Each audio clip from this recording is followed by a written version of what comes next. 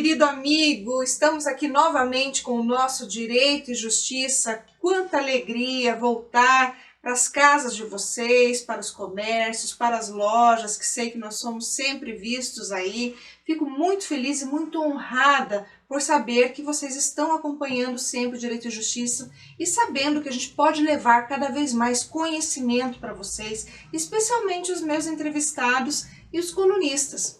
E hoje, como vocês sabem, não é diferente. A gente tem as colunas e a gente também tem uma grande entrevistada no dia de hoje que vai conversar conosco sobre a sua história, sobre várias questões que envolvem a vida pessoal dela, profissional, que também aqui é muito importante para nós, até para que te inspire. Como você sabe, a gente só traz aqui pessoas que são inspiração, para que você também possa, através disso, olhar para o que a gente está fazendo aqui e também tomar para si essa questão toda que é significativa, que é para você realmente saber se definir, de repente ir para uma área, para outra, né? Muitas dúvidas relativas a isso. Então, claro que a gente também tem essa questão toda de trazer o entrevistado para poder levar essa boa informação, mas também trazemos para que você possa se direcionar.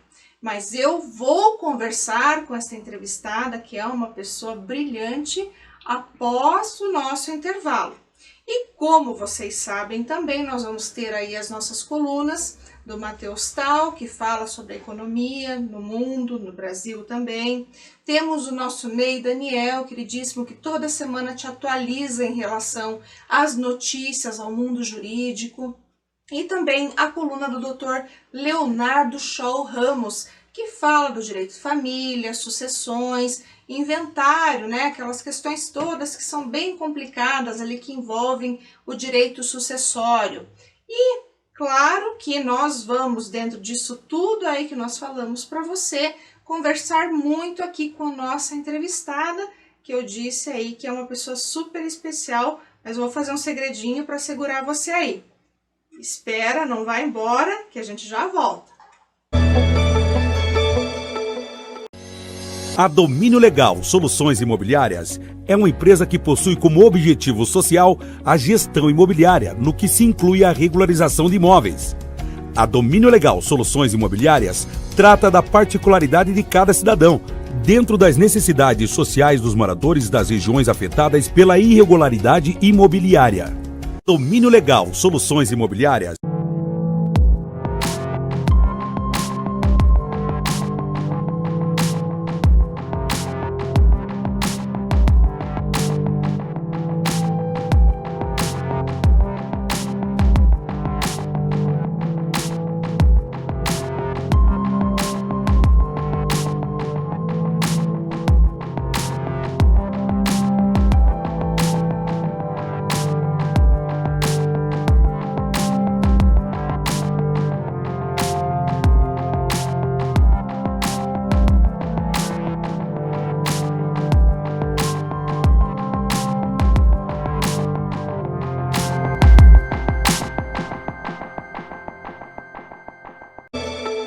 Olá, querido telespectador, voltamos aqui então com o nosso primeiro bloco, como eu havia prometido a vocês, agora já iniciando com a nossa querida entrevistada dessa semana, que é a doutora Leucimere Toledo Stout. Doutora Leucimere, quanta alegria tê-la aqui hoje conosco, seja muito bem-vinda.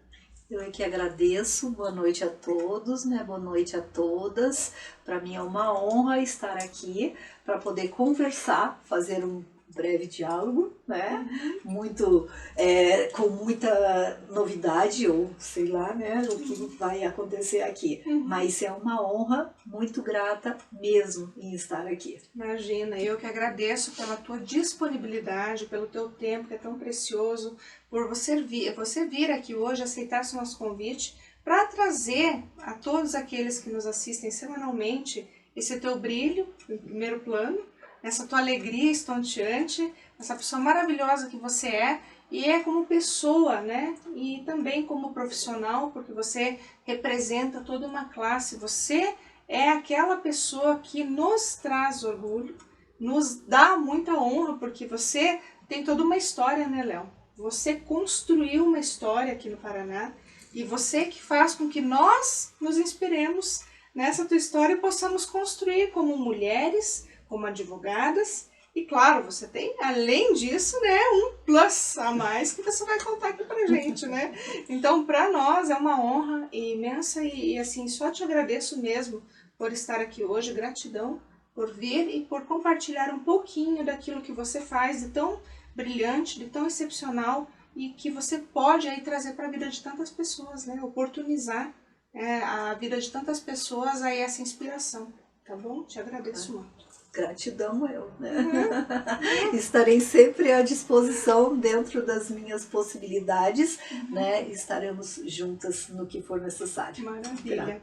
Bom, a Léo, gente, eu a conheço, tive a grata satisfação de conhecer a Léo na Associação de Mulheres de Carreira Jurídica. Né? Ela foi, assim, a pessoa que, de cara, assim, aquela coisa do santo bater, né? A gente olhou ali, energia bateu e eu falei, meu Deus, que mulher incrível, né? E ela presidiu a BMCJ, ela presidiu num tempo em que ainda nós tínhamos muitas resistências, as situações não eram tão fáceis, a mulher não tinha esse poder que ela tem, ou na verdade ela tinha, mas não sabia que tinha, porque faltavam mulheres como a Léo, para poder dizer, você pode ir em frente, você pode conseguir conquistar o seu espaço. Então, por isso que a Léo também está aqui hoje, porque a Léo, assim, ela não é só advogada, ela é psicóloga também. E dentro dessa proposta que nós fazemos do programa de interagir, né, de promover a interação entre as áreas, como vocês bem conhecem, até para ver a aplicação no direito, como que funciona isso, a Léo hoje é um grande exemplo dessa possibilidade que nós temos aí de trabalhar com áreas e o impacto de uma área na outra. Então, por isso que a Léo até pedi a ela que ela fale dessa história tão linda e dessa construção de vida que foi feita com essas duas carreiras, né, Léo? Então eu gostaria que você falasse para o nosso público como que isso tudo começou, o direito na sua vida, a psicologia, sabe? Porque o pessoal com certeza vai adorar ouvir a tua história. Sim, na realidade, eu já vou começar dizendo que quando eu era criança, nunca tinha como objetivo ser advogada, né?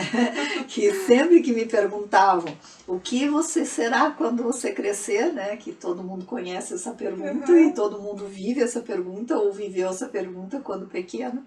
E eu sempre respondi que eu seria médica. Então, medicina para direito tem uma grande, né? Mas a gente, como a gente nunca sabe exatamente o que a gente vai viver, né?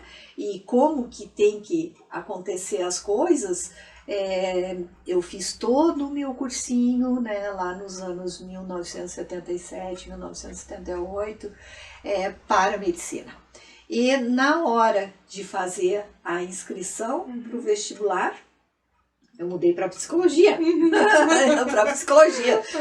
Não era o direito ainda. Né? Mas, em função de eu estar fazendo o cursinho, e minha mãe, né, que já tinha faculdade de administração, já trabalhava, também tinha feito normal, naquela época era normal, né?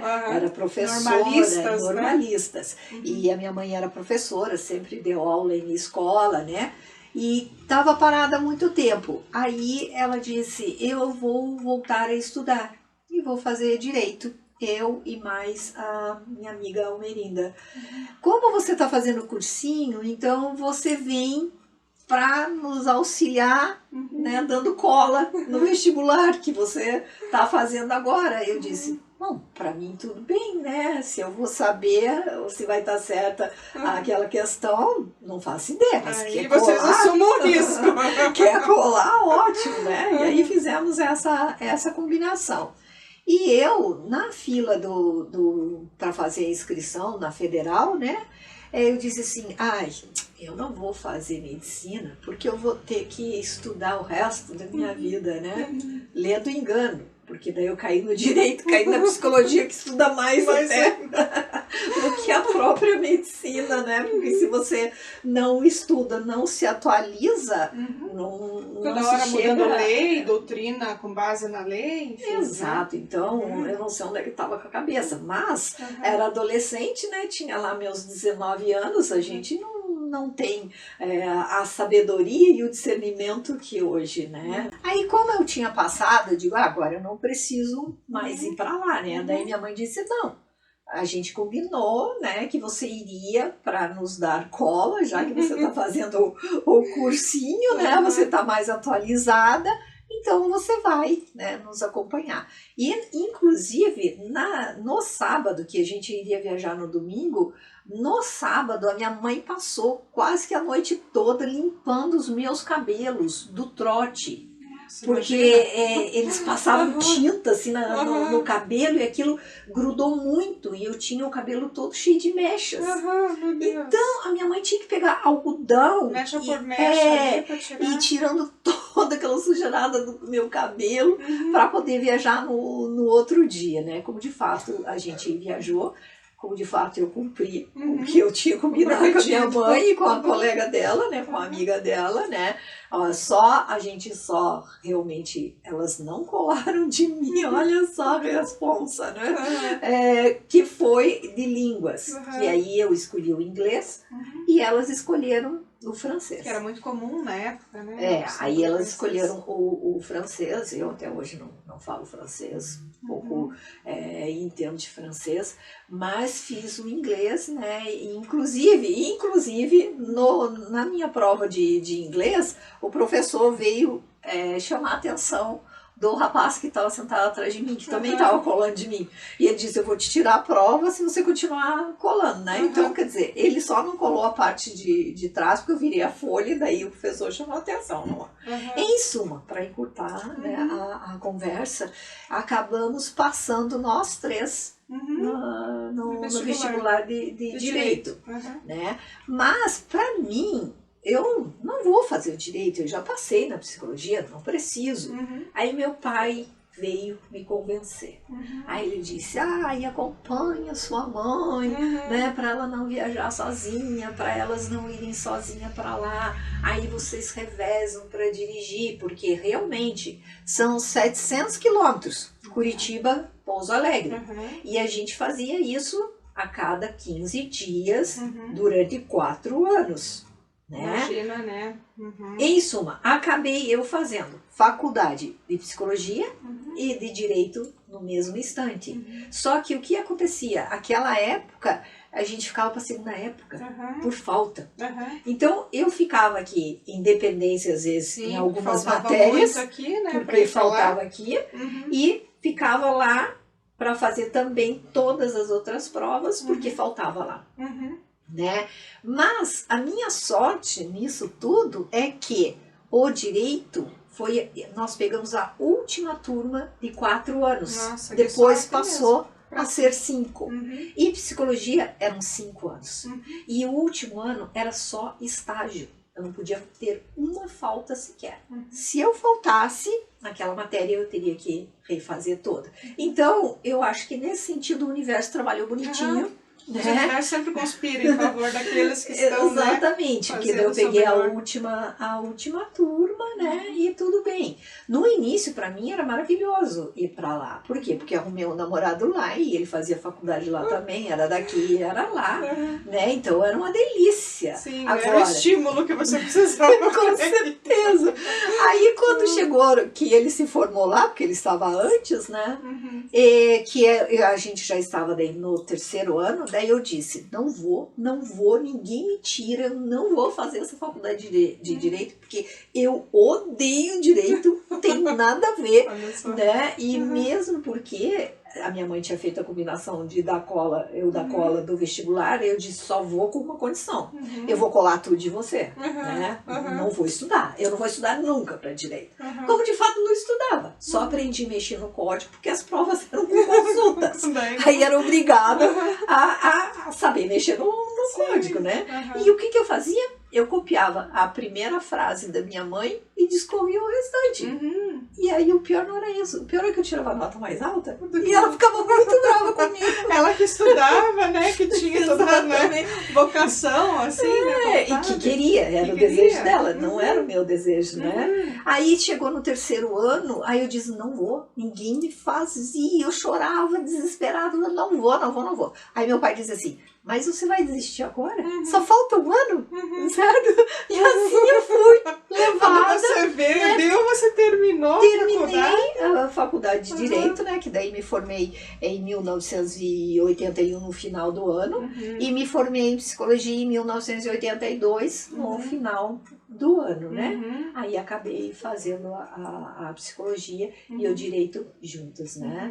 Lógico que não foi tão bem feito, mas também eu acho assim que faculdade não mostra você o caminho, que faz, né? Na verdade é o teu caminho, a tua trajetória, exato, né? É o todo, né? Com certeza. Então você veja, eu sempre quis a psicologia e parti para a psicologia, tanto que me formei e fui fazer mestrado no Rio de Janeiro. Fiquei lá o mês de janeiro inteirinho estudando, feito uma louca para fazer o teste seletivo para poder entrar no mestrado, que era hiper difícil no Rio de Janeiro. No Rio de Janeiro, né? Na PUC do Rio de Janeiro. Super disputada. Exatamente. Mas eu consegui ser aprovada no teste seletivo, né? E fui fazer o mestrado de psicologia. Nada a ver com o direito, né? Porque eu disse, cumpri com a minha missão. Já fiz o que me pediram para fazer, o que eu prometi que faria. Exato. Agora, não, e outra, né? Se você quer saber, no ano que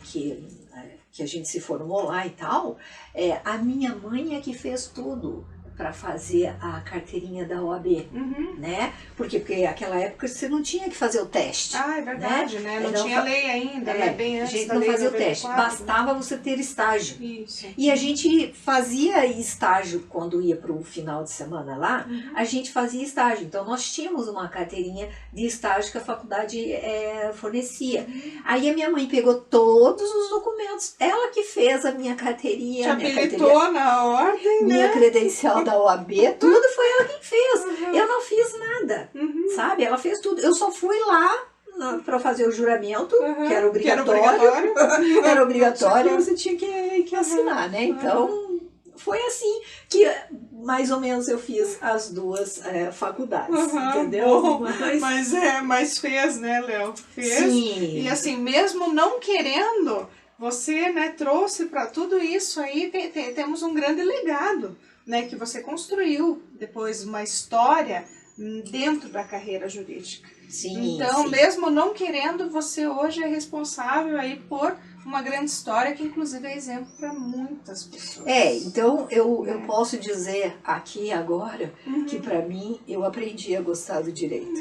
Uma coisa que eu nunca gostei. E eu aprendi a advogar no dia a dia, porque também me foi imposto o escritório da minha mãe. Me foi imposto. Todo momento da minha vida o direito me foi imposto, né? Que aí vem depois, sabe, eu segui para minha linha de psicologia, né? Fui para lá, para o Rio, para fazer o mestrado, aí minha mãe acabou ficando doente, eu tive que vir para cá para poder ficar levando a médica, ela não tinha condições de dirigir essas coisas, e eu acabei trancando matrícula lá, né, para voltar depois, porque a gente tinha um prazo de 2 anos, né, para poder retornar, eu digo, vou voltar, né, e o que aconteceu? Nesse interim, eu acabei indo fazer estágios em escritório de amigas da minha mãe, que ela arrumava para mim, minha mãe arrumava, entendeu?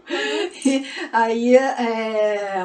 aí fazendo isso, e acabei, de repente, né, indo trabalhar dentro da advocacia, porque daí o meu primeiro trabalho foi na Federação da Agricultura, e na minha carteira de trabalho era assinado como assistente jurídico, porque eu fazia pesquisa de jurisprudência. Passava o dia lendo o jornal, recortando para colocar não sei se você chegou a pegar essa época, mas na minha época era assim. Era bem diferente antes do Google, antes da internet, né? Máquina, né, de escrever ainda. De escrever, né? datilografia, né? A gente tinha que fazer com carbono, e se errasse, aquela página, ele tinha que refazer toda a petição, e eu achava maravilhoso chegar ali na sala da OAB, às vezes eu subia para olhar algum processo e tinha que fazer uma petição de imediato. E eu chegava lá embaixo e dizia, meu senhor, o que eu tenho que escrever aqui? Que eu não sei nada disso. Tá vendo, gente? Olha só, né? Hoje o pessoal reclama, né? Mas olha como era diferente. Sim. Na tua época, né? Lá quando você começou, né? Pesquisa de jurisprudência, máquina de escrever, se errar, tinha que recomeçar, né? Sim. Você vê os desafios da advocacia, né? Com certeza. Mas, Léo, olha só, nós não parou ainda, nós não vamos finalizar aqui. Mas eu tenho que chamar o Ney Daniel, porque ele tem bastante novidade nessa semana para trazer para o nosso público. Então eu vou chamá-lo, depois a gente retorna aqui no segundo bloco, tá bem? Claro, gata. Vamos lá, pessoal, vamos ver o que o Ney tem para nos contar. Olá! Hoje comentaremos sobre um tipo de modalidade de locação imobiliária específica para aquela empresa, ente público ou afins que desejam realizar contratos de locação sob medida com o objetivo de atender os interesses de forma específica o locatário.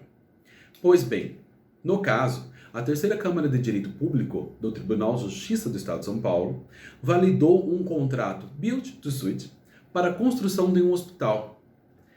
Para o colegiado, a ação popular pela nulidade do contrato não provou as alegações de ilegalidade e lesão ao patrimônio público, que são infundadas e não encontraram respaldo nos elementos dos autos.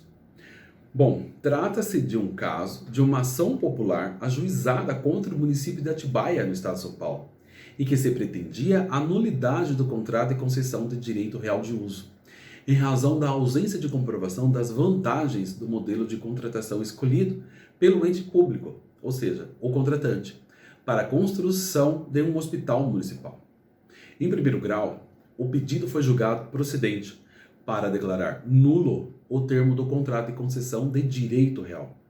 Ademais, o relator, ao analisar o caso, ressaltou que a locação encomendada, ou seja, o Build to Suit, é uma modalidade de contrato utilizado pela administração pública para contratações de longo prazo, pois mostra-se vantajosa na medida em que retira do poder público os custos com financiamento, implantação de projeto. Desta forma, repassa para o particular, o contratado, que por sua vez se remunera e amortiza seus investimentos com a posterior locação do ativo implantado à administração. Em outros termos, o Build to Suit é um termo imobiliário que significa construir para servir ou construção sob medida. E no caso, o ente público, para construir um hospital de grande porte para a população, se livra dos custos da aquisição de terreno e construção da obra, o que onera o município, atingindo economicamente a população. Logo, a modalidade de contratar um construtor para tratar por cláusulas contratuais o formato dessas construções para locação de um período considerável torna-se menos oneroso para o locatário e, neste caso, onera menos a população. Claro que, para que o contrato de locação seja válido nesta modalidade Build to Suit, inclui um arcabouço de medidas jurídicas, técnicas por profissionais, seja engenheiros, arquitetos, profissionais do meio ambiente, como também técnicos especialistas da área, ou seja, por advogados. Pois bem, você é acadêmico ou empreendedor interessado nessa modalidade imobiliária e quer saber mais sobre o Build to Suit? Então entre em contato conosco através das nossas redes sociais ou encaminhe sugestões de assuntos ou algum caso temático que queira que seja discutido e comentado no programa Direito e Justiça. Espero que você tenha gostado deste comentário e me despeço aqui e obrigado e até breve. Voltamos Voltamos aqui então depois da coluna do Ney Daniel, agora ainda com esse papo agradável com a doutora Léo.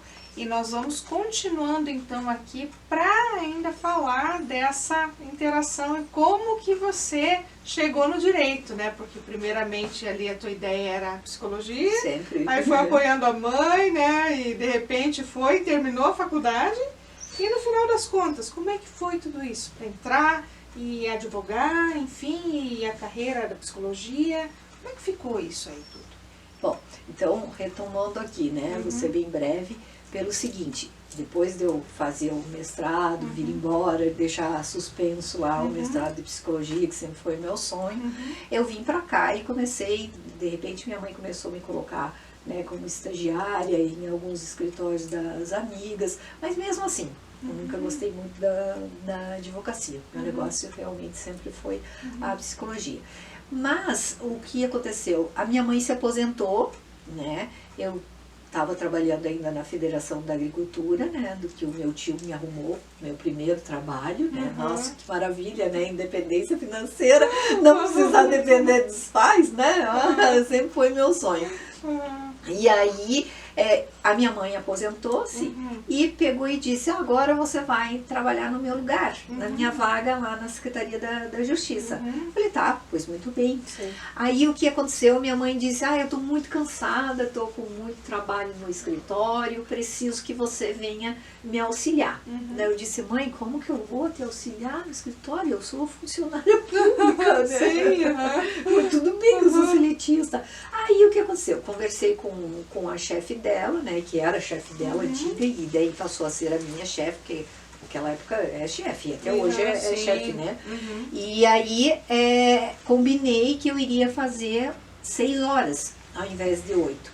Então eu trabalhava das 8 até as 2 da tarde, sairia dali da secretaria e iria direto para o escritório para auxiliar a minha mãe. Como de fato eu combinei isto com ela, aí eu disse, assim que eu voltar das minhas férias, eu já vou assumir isso. Só que eu fui para as férias, né, que como conhecia todo mundo quase no Rio de Janeiro, meu primo, minha prima tinham a mesma idade, a gente amava ir para a discoteca, era aquela época era moda, né, ir para a discoteca, e a gente passava a noite mesmo. Madrugava, né? Chegava de manhã em casa, então... Eu, todas as vezes que tinha férias, eu simplesmente trabalhava até as 6 da tarde, às 22 horas eu estava pegando o ônibus para o Rio de Janeiro e ficava lá os 20 dias direto. Naquela ocasião, aconteceu isso também, né? Minha mãe, inclusive, saiu para viajar, que tinha o feriado de 21 de abril. Eu sempre peguei férias a essa época, que era de acordo com a carteira, né? Quando você foi contratado. E era uma época ótima, que o Rio de Janeiro não tem chuva, é sol todos os dias, aquele céu de brigadeiro maravilhoso. Temperatura mais amena também, um pouco. Não era tão quente, então o que acontecia? Eu vivia no paraíso naquela época, né? Porque aí eu ia para casa da minha tia me liberava tudo, acordava a hora que eu queria, né? Ia para a praia, certo? Ficava lá até a hora que eu queria, voltava, tomava meu banho, ia passear em shopping e final de semana ia para a discoteca. Então essas eram as minhas férias. Só que aquelas férias de 1986, que eu havia combinado com a minha mãe que iria para o escritório dela, e inclusive ela queria que eu voltasse para viajar com ela, eu disse, não mãe, eu não vou viajar com vocês porque eu vou para Búzios com o Tony e a Márcia, que eram meus primos. Como de fato fui. Só que quando eu voltei, né, a minha tia já tinha trocado a minha passagem, já tinha tudo, e estava assim muito chateada e dizia, você tem que voltar o quanto antes, já troquei a tua passagem porque sua mãe tá doente. Agora, o que minha mãe tem? Né? E eu era muito unida da minha mãe. Onde a minha mãe estava, eu estava, as amigas da minha mãe eram as minhas amigas, como são até hoje. Os meus amigos eram amigos da minha mãe, então a gente tinha uma relação de amizade muito grande. E aí a minha tia só dizia, você tem que voltar, você tem que voltar. Aí eu digo, então eu vou ligar para minha casa. Aí eu ligava para minha casa, atendi uma pessoa totalmente diferente. Eu dizia, o que você está fazendo aí? A tua mãe está doente, muito doente, você precisa vir. Aí nisso eu fiz 3 ligações, sempre com pessoas diferentes, e nunca ninguém me dizia nada. Aí na última ligação eu olhei para minha prima e disse assim, minha mãe morreu, né?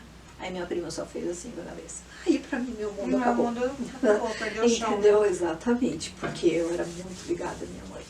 E aí, como eu havia combinado com ela, que eu iria para o escritório para dar uma mão, e para mim é assim, eu não preciso assinar nada, eu não preciso nada. Eu falei, eu vou cumprir, sabe? É questão de honra.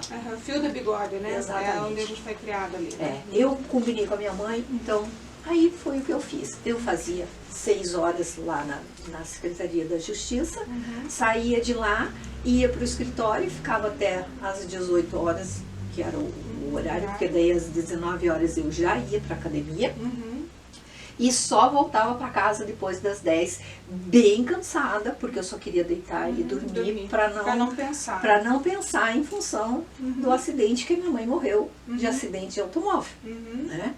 Aí o meu corpo, eu não aguentei, fiquei 2 anos trabalhando dessa forma. Aí o meu corpo disse, agora você exaustão, tem que... né? Exatamente, por quê? Porque eu não queria estar dentro da minha casa. Minha casa não era... tinha mais vida, tinha acabado, né? Não era um bom lugar e, nossa, ali eu tive que aprender tantas coisas que minha mãe sempre dizia pra mim assim, não chegou a hora ainda, sabe? E essa hora nunca chegou, aí eu tive que aprender tudo sozinha, ela não pôde me ensinar, porque ela não estava ali quando eu precisei, eu não sabia fazer mercado.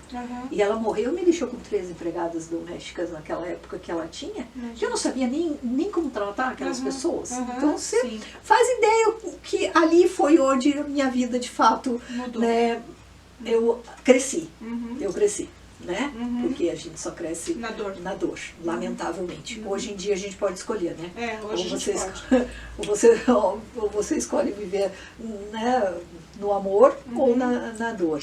Aí chegou uma hora que agora você tem que escolher. Naquela época, profissional liberal e advogado, advogado e médico eram as profissões mais respeitadas, né? E eram as mais honradas. Onde você chegava, nossa, todo mundo, né, te respeitava, totalmente diferente hoje. A doutora ou doutor, né? Toda aquela pompa. Exatamente. Aí eu optei, então vou cuidar do escritório da minha mãe.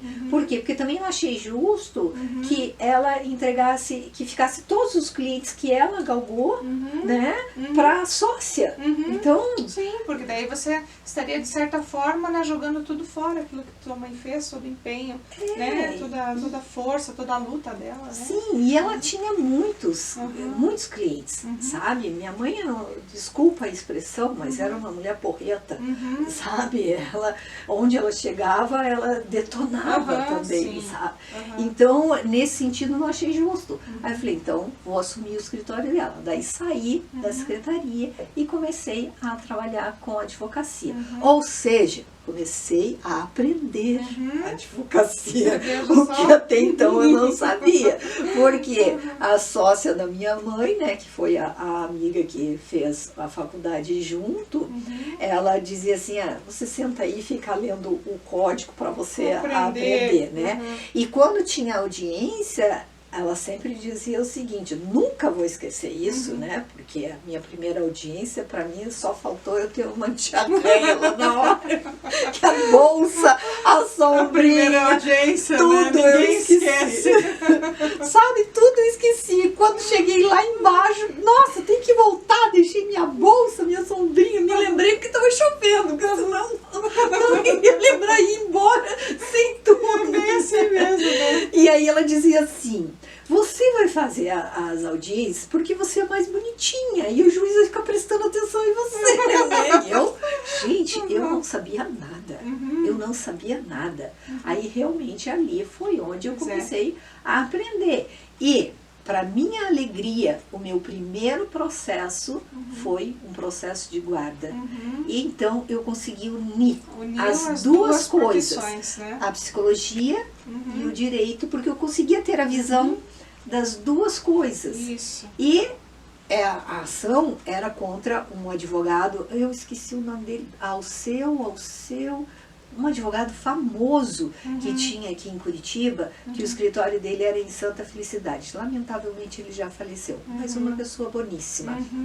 Volta no próximo bloco, eu vou chamar é a coluna do Matheus Tal, com a economia no Brasil e no mundo.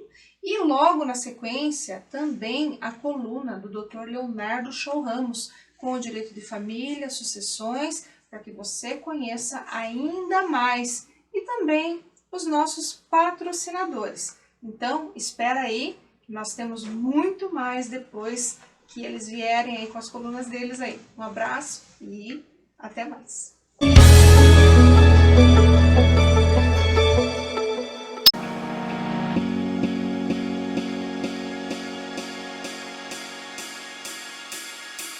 Olá, meu caro amigo telespectador que está nos prestigiando mais uma vez em nossa coluna sobre a economia. E hoje eu gostaria de tratar um pouquinho contigo a respeito de um fato que tem repercutido bastante no cenário econômico nacional, que diz justamente respeito à medida provisória que foi promulgada pelo governo federal em sentido de baratear os veículos populares, isto é, os carros populares cujos valores não ultrapassam o limite de R$120 mil, abrangendo ali descontos que abrangem a faixa entre R$2.000 e R$8.000. Tais descontos fazem parte de um amplo programa de concessão de créditos tributários por parte do governo federal, que não é direcionado apenas às fabricantes de automóveis, mas também às fabricantes de vans, caminhões e ônibus, abrangendo ali um valor global de R$1,5 bilhão direcionados às fabricantes de veículos em geral. Dentre os critérios determinantes para a concessão dos créditos tributários estão o preço, a eficiência energética e também a questão produtiva. Esta última questão diz justamente respeito à questão nacional, isto é, dos insumos nacionais, das peças nacionais. Aqueles carros, aqueles veículos que apresentam uma maior composição do ponto de vista da produção nacional, isto é, que possuem em sua fabricação uma maior incidência, uma maior composição de peças que foram produzidos em solo nacional, acabam recebendo maiores descontos. Ou seja, isso justamente em sentido de induzir, de favorecer justamente as fabricações que acabam se pautando em elos produtivos domésticos, isto é, com base em produções que têm origem em solo brasileiro, em solo nacional. Isso é determinante justamente em função de um amplo debate, de uma ampla discussão em sentido de tocar no tema da reindustrialização. Justamente porque o Brasil, a economia brasileira, tem passado por um amplo processo de regressão produtiva e de desindustrialização desde a década de 1980. Ou seja, tais planos, tais projetos por parte do governo acabam sendo focalizados em sentido de uma interpretação de reindustrialização, ou seja, justamente em sentido de compensar grandes perdas, contrarrestar grandes perdas que foram causadas desde a década de 80 na estrutura produtiva da economia brasileira.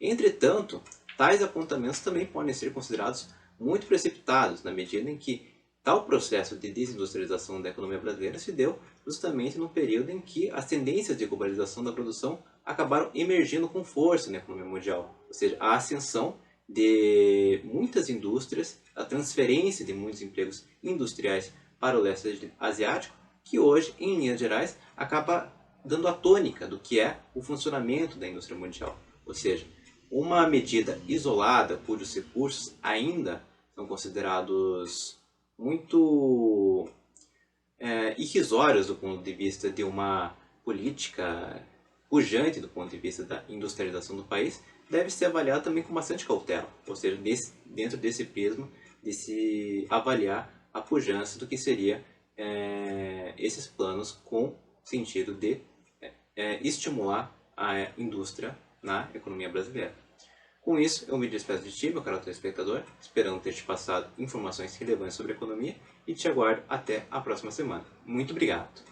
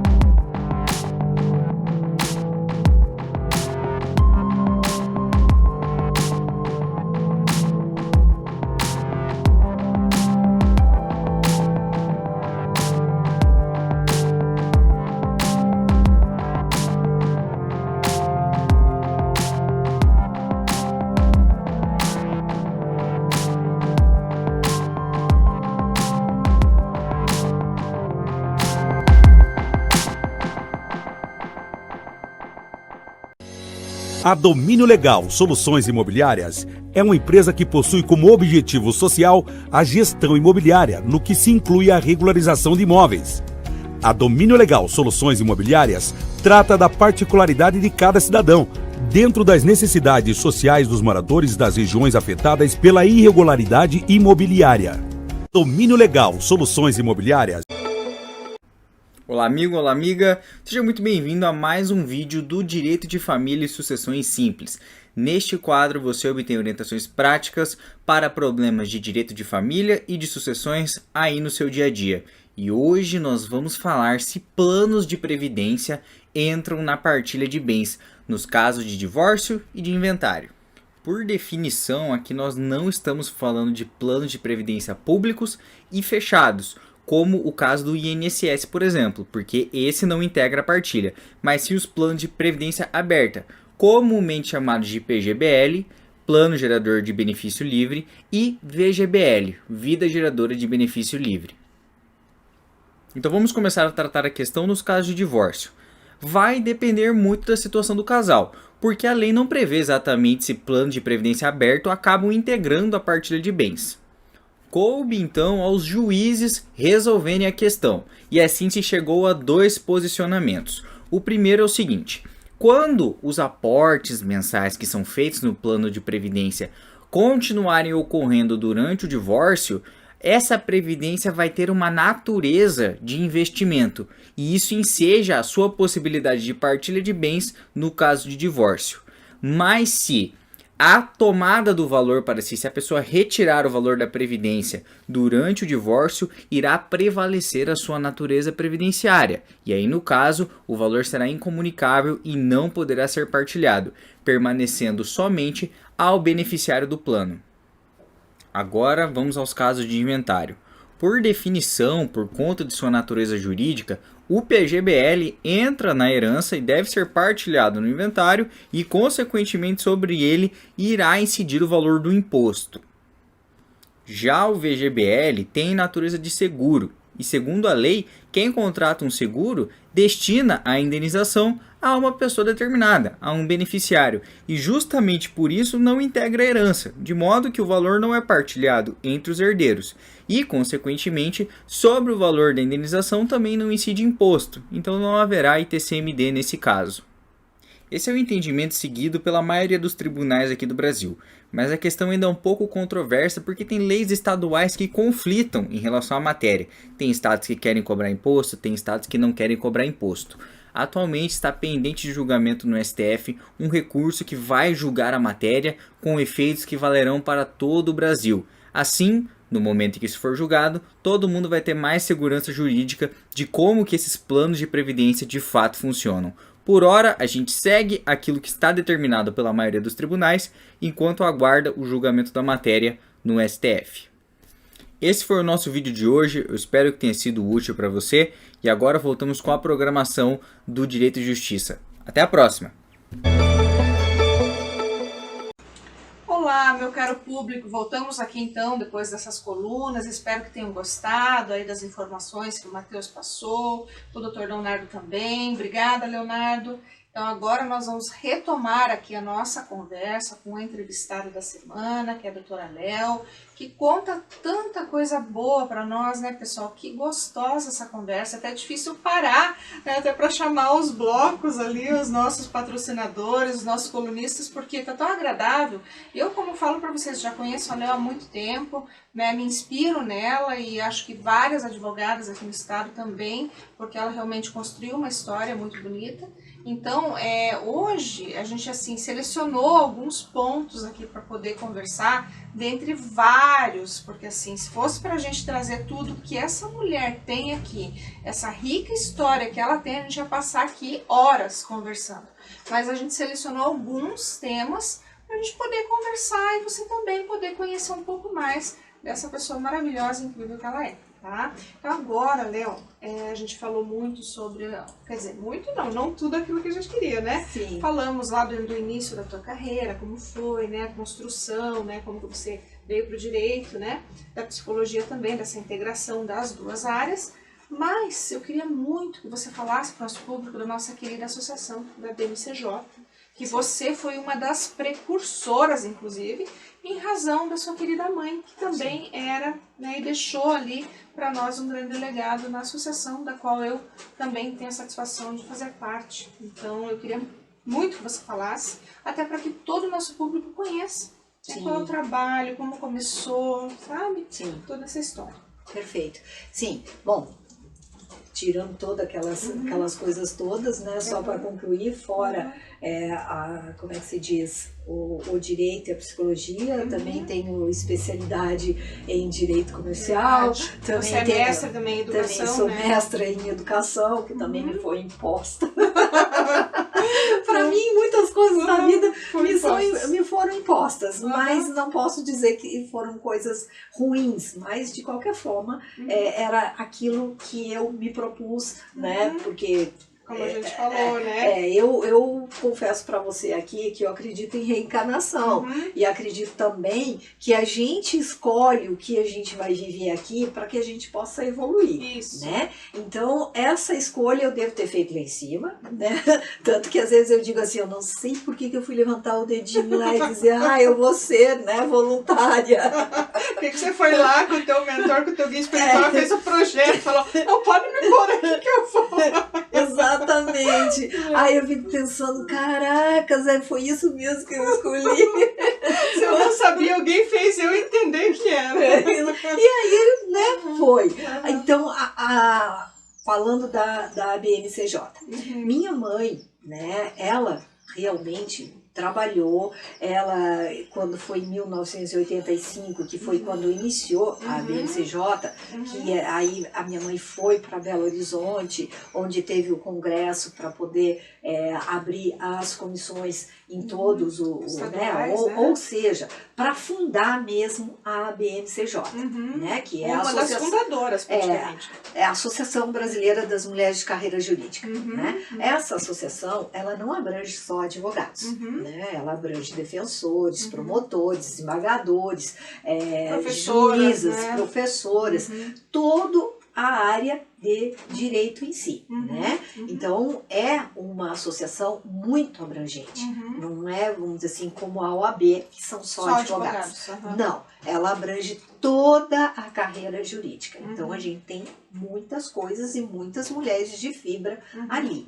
E, então, minha mãe participou, né, desse congresso que teve em Belo Horizonte em 1985, onde a doutora Miriam Salles, que é a fundadora da associação aqui no Brasil. Por quê? Porque a associação, ela é uma filiada da Federação Internacional das Mulheres de Carreira Jurídica, que antigamente a sede era na França, em Paris.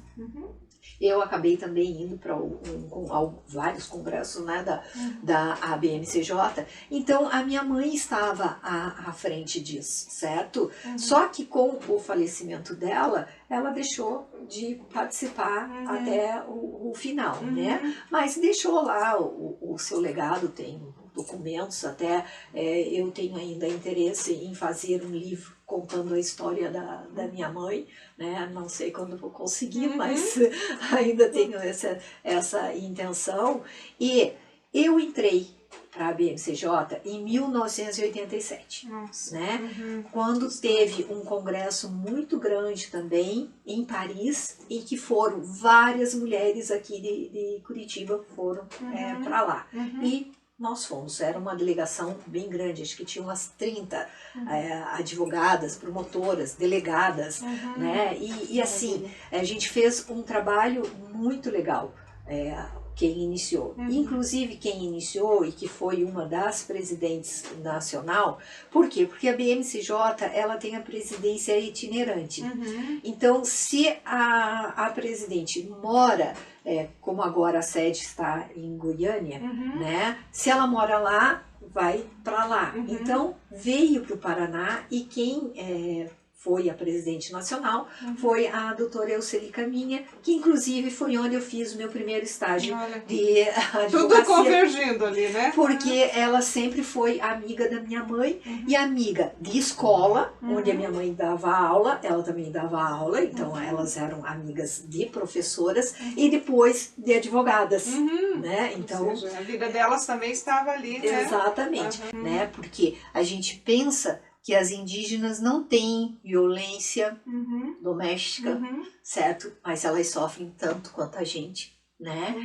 Inclusive, já disse para você que eu tenho 2 faculdades, especialização, mestrado, e eu mesma caí numa violência doméstica que hoje eu tenho consciência do que o relacionamento que eu tive foi tremendamente violento. Tanto que eu levei 3 anos para sair do relacionamento e não era nem casamento. Imagina se fosse. Certo? Foi após o meu casamento que eu encontrei um companheiro que realmente acabou mesmo com a minha vida. vida. Mesmo sendo advogada e mesmo sendo psicóloga, né? Tudo isso. E eu caí.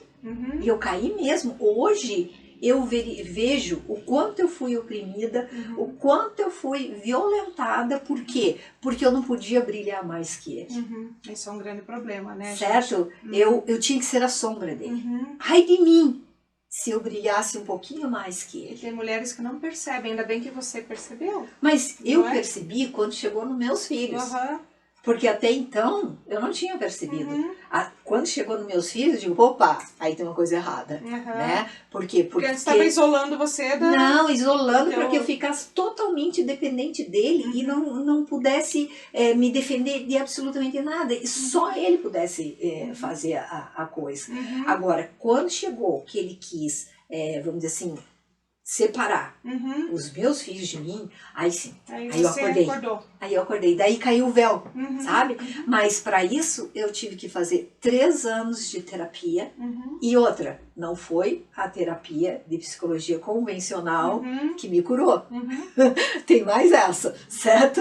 A terapia que me curou foi as terapias integrativas, hoje, que são né? hoje muito reconhecidas, Exatamente, que foi onde eu consegui sair desse bendito relacionamento, né? Que foi uma violência tremenda, sabe? Tremenda. E que eu deveria, inclusive, ter feito boletim de ocorrência e isso tudo. Mas eu agradeço não ter feito, porque estaria até hoje... envolvida com isso, né? De repente, levando para frente algo que... não vale a pena, né? Acho que é virar página, encerrar. Não, exatamente. Né? Daí eu estaria vivenciando aquilo a cada instante. Então, você veja, diante disto e eu ter conseguido me curar, né, com essas terapias, durante a pandemia eu inclusive consegui escrever um livro. Olha só que bacana. Tá?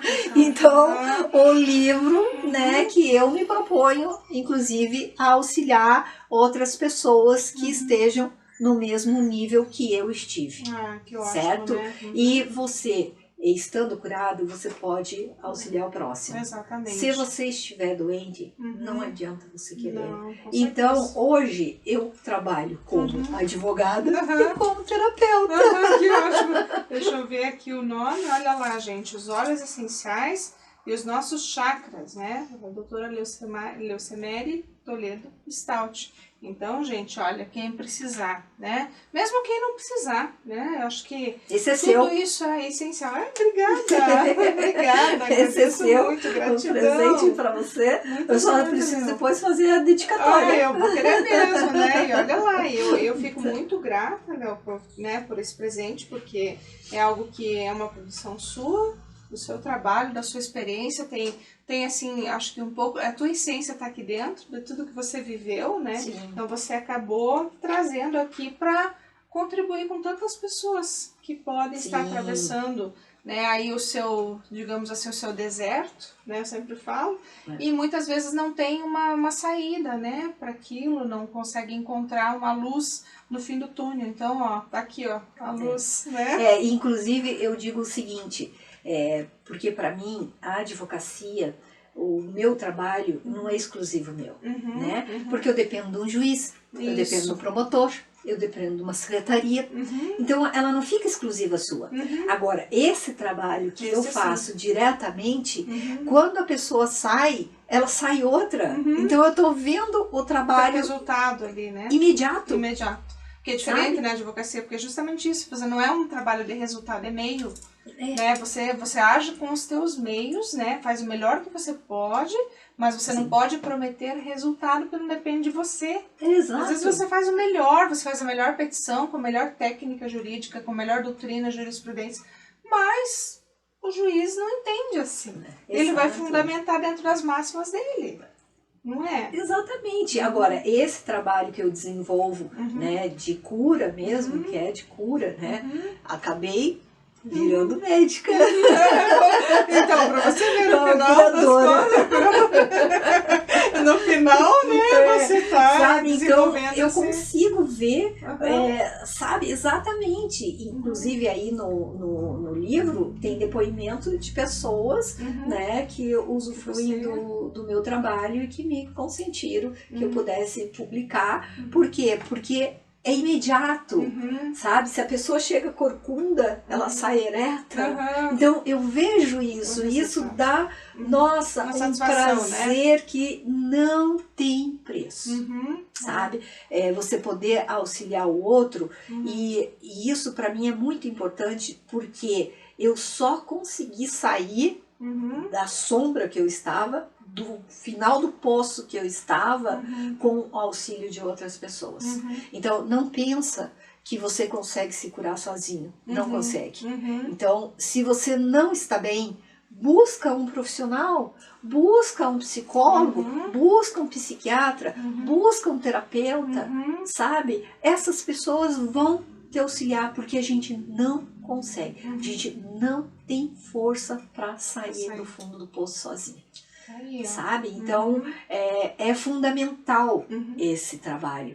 Hoje, graças aos céus, eu já digo, que está sendo muito reconhecido. Por quê? Porque quando eu fiz a faculdade lá, quem ia psicólogo era louco. As pessoas desvirtuavam muito, né? Sabe? Era louco. Ai, imagina você falar que você está fazendo consulta no psicólogo, não vou mais sair com você porque você era louca. É um distúrbio, né? Então, hoje não. Hoje isso aí está sendo muito, sabe, requisitado, né? E requisitado. Porque se você verificar o que a gente está tendo de suicídio, as pessoas estão enlouquecendo com o tempo que a gente está vivendo. Então, necessário isso, necessário, sabe? E eu me sinto assim gratificada imensamente, né? E um merecimento enorme por eu estar tendo essa oportunidade de auxiliar outras pessoas. Isso vai fazer bem e com certeza vai chegar a muitas pessoas, Léo. Porque eu sempre penso que você não está aqui por acaso, né? Não só no mundo, mas aqui hoje, para transmitir tanta boa informação, especialmente falar desse teu belíssimo trabalho, tá? Isso só me encanta ainda mais e me faz ficar ainda mais lisonjeada por tê-la aqui hoje, né? Especialmente por você ter vindo, né? Com tanta boa vontade, com essa tua alegria, esse teu sorriso lindo. Tá? Eu que agradeço, imensamente, tá? Que Deus te abençoe cada vez mais, que abra cada vez mais os seus caminhos, né? Como já tem aberto. Amém, né? Amém, a nós todos, né? Assim, essa pessoa linda, maravilhosa, jovial, né? Sempre pra frente, sempre querendo fazer, trabalhar, tá? E que venha mais vezes aqui, né, no nosso programa, para falar cada vez mais. Muito grata pela oportunidade, inclusive, de poder apresentar o meu livro, né? Alguém que praticamente não sabia nada lá no início e chegar no ponto em que eu cheguei, eu só tenho realmente que agradecer e imensamente grata pela oportunidade e sempre que você precisar, estou ao seu dispor. Com certeza. E ao dispor de quem precisar também. Com certeza. Tá bom? A gente vai Muito deixar grata. depois o teu contato, tá, Léo? No GC depois, né, vamos editar, colocar o contato da Léo ali para que vocês também, se precisarem, possam contatá-la para ela ajudar aí em várias situações, seja na advocacia, seja como terapeuta, psicóloga, né, todas essas capacidades imensas e incríveis que ela tem aí, tá bom? Bom, gente, o programa está acabando mais uma vez, né? Eu fico triste de ter que ir embora, especialmente aqui com essa conversa deliciosa com a Léo, mas, né, nós temos que ir e voltamos com certeza na próxima semana, trazendo ainda mais novidades, com convidados sempre incríveis, que são sempre pessoas maravilhosas, que fazem um trabalho também espetacular aí na sociedade, tá certo? Agradeço mais uma vez por você estar aqui, pela tua audiência e espere-nos na próxima semana, porque com certeza nós traremos ainda mais novidades para você. Um grande abraço e até lá!